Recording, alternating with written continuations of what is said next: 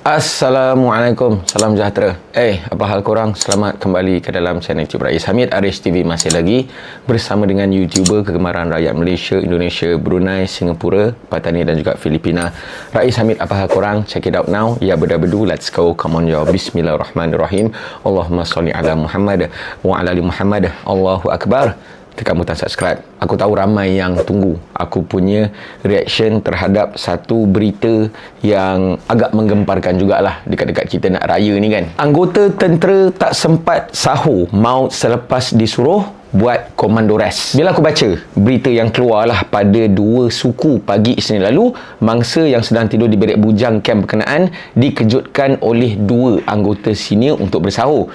Bagaimanapun sebelum bersahur, 2 anggota senior mengarahkan mangsa untuk melakukan komando res, iaitu pacak kepala di lantai, tangan kat belakang selama 2 minit dan tekan tubi ataupun push up sebanyak 20 kali. Setelah berbuat demikian, mangsa berdiri dalam keadaan berpeluh.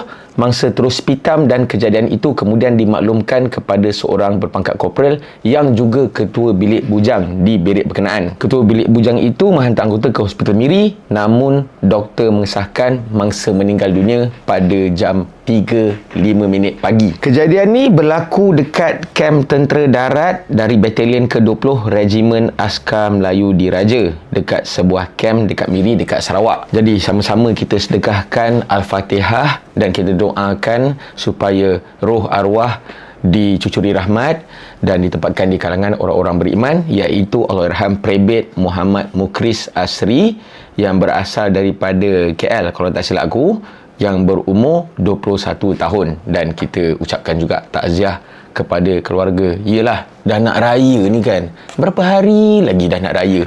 Aduh, dah lah, mungkin keluarga sedang menunggu arwah pulang ke kampung setelah mungkin berapa bulan tak balik, duduk dekat Miri pula tu, tiba-tiba dapat berita macam ni. Siapa yang tak sedih? Bila aku baca berita dan kronologi yang keluar dekat berita ni, katanya mangsa kena komando res 2 minit, lepas tu kena push up ataupun kena front support 20 kali. Tiba-tiba mangsa meninggal. Kalau nak dikatakan mangsa meninggal disebabkan punca komando res dan push up, bagi akulah, aku tak tahulah kuasa Allah nak ambil orang punya nyawa apa semua, itu aku tak nafikan. Tapi kalau nak cakap komando res dan front support tu sebagai punca kematian, aku rasa sangat-sangat mustahil. Dan aku rasa juga reaction daripada anggota tentera yang lain pun macam mustahil, sebab komando res dengan push up ataupun front support ni dah jadi makanan kita orang. Aku pernah kena komando res sampai setengah jam, sampai 1 jam dekat atas jalan tar, dekat tengah panas. Ada sekali tu pula aku dengan kawan-kawan aku pernah kena komando res selepas kita orang derma darah, dan alhamdulillah tak ada pun yang meninggal. Cuma pening-pening tu adalah sebab bila kita buat komando res tu, darah semua pergi dekat kepala kan. Dan push up, front support, alah, benda makanan kita orang lah. Jadi memang aku rasa tak logik lah kalau nak kata itu adalah punca kematian arwah. Tapi rupanya bila disiasat, and then bila hospital Miri dah buat siasatan, didapati punca kematian adalah disahkan kerana trauma akibat benda tumpul pada dada yang merujuk hentakan kuat pada bahagian dada yang menyebabkan kerosakan jantung. Itulah cerita dia. Nampaknya bukanlah pasal komando res ataupun pasal front support. Nampak gayanya memang mangsa kena manhandling, atau tak tahu kena hentak ke, kena tendang dekat dada, kena pijak ke. Jadi itulah mungkin dia punya punca kematian. Dan lepas tu keluar berita 2 anggota Batalion ke-20 Regimen Askar Melayu Diraja telah pun ditahan untuk bantu siasatan yang katanya kanun kesihatan lah. Ada 2 benda yang aku nak highlight dekat sini. First, budaya manhandling. Kalau korang nak tahu, daripada zaman-zaman aku lagi masuk askar 2004, perlakuan manhandling ni memang dah diharamkan lah dalam askar. Tidak dibenarkan senior ke ataupun jurulatih ke ada touch-touch. Orang kata kalau nak ambil hukuman ke, corrective punishment ke, collective punishment ke, memang tak dibenarkan untuk ada physical contact lah. Tumbuk ke, hentak ke, memang tak dibenarkan langsung dan memang adalah dalam undang-undang Angkatan Tentera tu. Walaupun lah kalau tiba-tiba jadi benda macam ni, walaupun mangsa tu tak meninggal dan sebagainya, memang benda ni tak boleh dekat dalam tentera. Nombor dua, aku rasa pihak tertinggi ATM ataupun pihak tertinggi Tentera Darat ataupun CO Base ataupun Panglima Regimen Askar Melayu Diraja, siapa-siapalah yang bahagian atas-atas ni, diorang pun dah pening dah.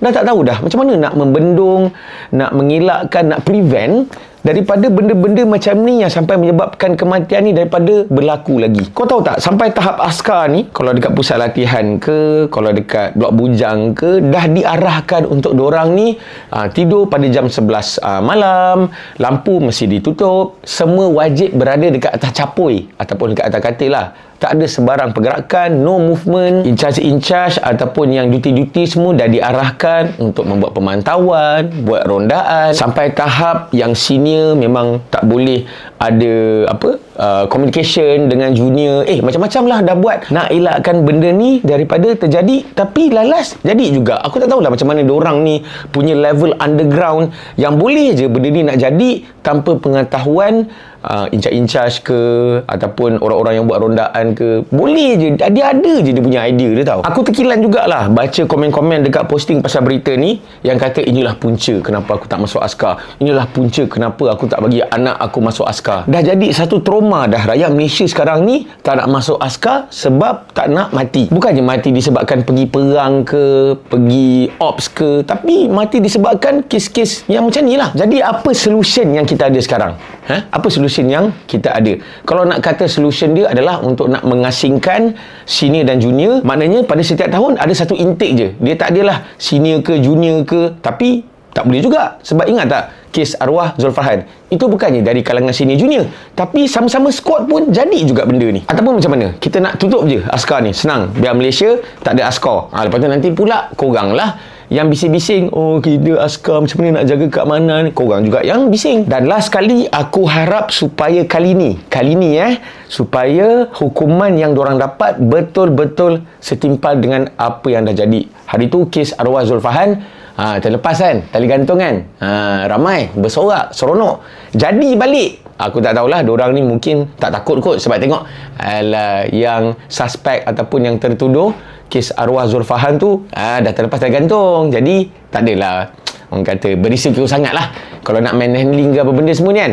Sekarang ni dah jadi balik. Aku tak tahulah kalau diorang ni nak diadili yang ringan-ringan kan. Dan aku doakan juga supaya tentera darat ataupun ATM lah secara totalnya dapat memikirkan solution yang terbaik nak elakkan benda ni daripada berulang balik, dan juga nak hilangkan trauma rakyat Malaysia terhadap askar, nak elakkan trauma daripada rakyat ni nak masuk askar dan sebagainya. Aku risau nanti satu hari nanti tahun 2027 ke tiba-tiba dah tak ada dah pengambilan askar. Semua orang dah ni takut nak masuk askar. Kalau korang suka dengan video ni, bolehlah share. Kalau ada sebarang komen, boleh komen kat bawah. Jangan lupa untuk tekan butang like, butang subscribe dan juga butang loceng untuk notification video-video daripada channel YouTube Rais Hamid selepas ini. InsyaAllah sedih dengan mestilah orang kata ibu dan bapa arwah tunggu kan, arwah balik apa semua kan, tiba-tiba jadi macam ni pula dalam muda lagi.